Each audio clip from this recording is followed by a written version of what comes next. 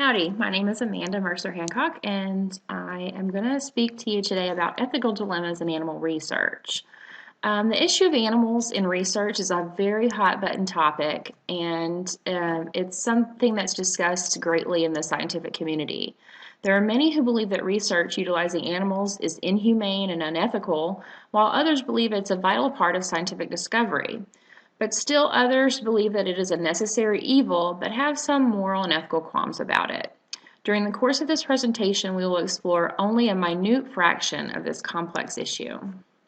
So, why animal testing?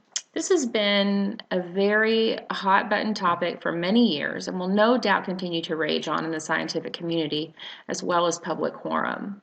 Simply stated, from a scientific perspective, animal testing means medical progress.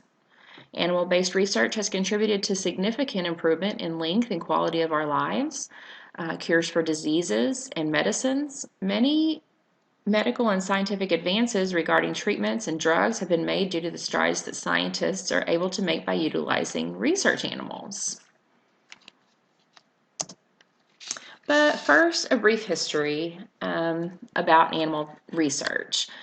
The first animal testing dates back to as early as the 2nd and 4th centuries BCE. Greeks Aristotle and Erasistrus were among the first to perform experiments on living animals. Galen, a physician in 2nd century Rome, dissected pigs and goats and thus earned the title Father of Vivisection. The ethical debate on animal testing began even here, as vivisection literally means dissecting a live animal.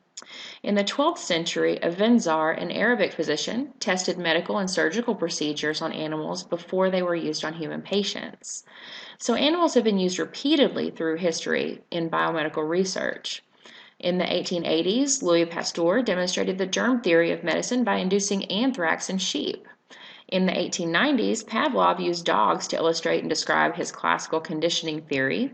And speaking of dogs, insulin was first isolated from them in 1922, thus revolutionizing the treatment of diabetes in humans.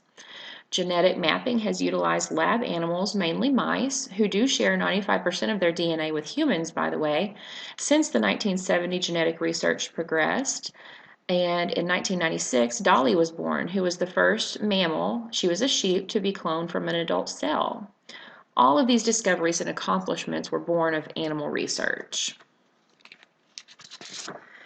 As early as 1655, citizens concerned for the humane treatment and welfare of animals have been opposing animal research. During that year, a physician stated that putting the animals through this type of pain affected their physiology and thus rendered results unreliable. Others believe that the benefits to humans did not justify the experiments, while another school of thought contended that animals were inferior to humans, so testing medical treatments on them had no practical use at all. In 1822, the first Cruelty to Animals Act was passed, and in 1876, even Darwin got in on the action by proposing legislation to British Parliament regarding the regulation of animal testing. And this was mainly in response to the widespread use of vivisection. This resulted in 1876 in the very first animal welfare law in regards to animal testing and research, the Cruelty to Animals Act of 1876. Now, on the flip side, several organizations were subsequently established in Britain to defend animal research.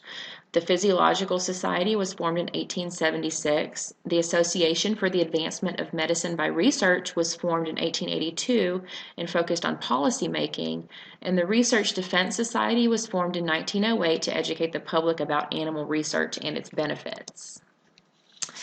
Now, there are many regulations that go into animal research and testing, so there are numerous laws in effect today that do protect animal subjects while still allowing them to be used in research. The U.S. Animal Welfare Act became law in 1966. It's the only federal law in the United States that regulates the treatment of animals in research, exhibition, transport, and by dealers. However, this excludes rats, mice, and birds. They're not protected under this law. This law was actually proposed after a public outcry over a Dalmatian named Pepper. In the summer of 1965, Pepper was taken from her family's home in Pennsylvania on their farm. She was later discovered euthanized at a hospital in New York City. by her family. She'd been stolen by an animal dealer who sold animals to vivisectionists for research on the black market. And subsequently, the market that Pepper was sold to evidently still exists today. However, this sparked a public outcry and letter writing campaign to Congress that instigated the Animal Welfare Act. The Public Health Service Policy includes the Health Education Research Extension Act of 1985, which provides the legislative mandate for the Public Health Service Policy on humane care and use of laboratory animals. It establishes guidelines for the proper care and treatment of animals used in research. The law requires that the guidelines address appropriate use of tranquilizers, painkillers, anesthetics, paralytics, and euthanasia, and appropriate pre-surgical and post-surgical veterinary medical care for animals. The Office of Animal Welfare implements the PHS policy. OLAW's responsibility for laboratory animal welfare extends to all PHS-supported activities involving animals. Now, universities and institutions that use animal research are required to have an Institutional Animal Care and Use Committee, lovingly referred to at UTMB as IACUC, and this was enacted in the AWA Amendment in 1985. Much like institutional review boards on the human side, IACUCs approve and review research protocols, ensure that anesthesia and postoperative medications are used when appropriate, and that alternatives to animals are sought out and integrated into studies whenever possible. But to take it a step further, these labs can also become accredited with and reviewed every 3 years by the Association for Assessment and Accreditation of Laboratory Animal Care. Labs that utilize this accreditation are further trained and scrutinized on humane research practices. The moral languages, according to Nash, are background beliefs, moral character, and moral principle. And we'll take a look at each of these individually. The first moral language, according to Nash, is foundational language, or background beliefs. Background beliefs are the most fundamental assumptions that humans hold that guide our perception of good or bad. Many people fundamentally believe that utilizing animals in medical research is just plain wrong. These people hear about some things that may be done to animals in the course of research, such as surgeries, burn simulations, or euthanasia, and decide that, based on their own moral compass, these things are just wrong. Others, who may be brought up with a scientific background, may defend animal research as an integral part of medical discovery, as long as it is done within parameters set forth by laws and regulations and done humanely. The second language is that of moral character. According to Nash, this language is not supposed to defend or justify an ethical decision, but provide contextual information for the decision maker so that they can come to some self-realization when making ethical decisions. This language is more of a psychological one that examines one's personal motives, intentions, origins, and contexts. It's the thinking side of ethical decision making.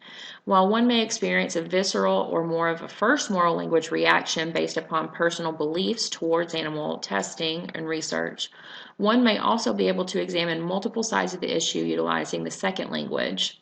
This language allows the thinker to formulate opinions based on information and melding that information with their own moral beliefs. It allows the subject to really think about the issue.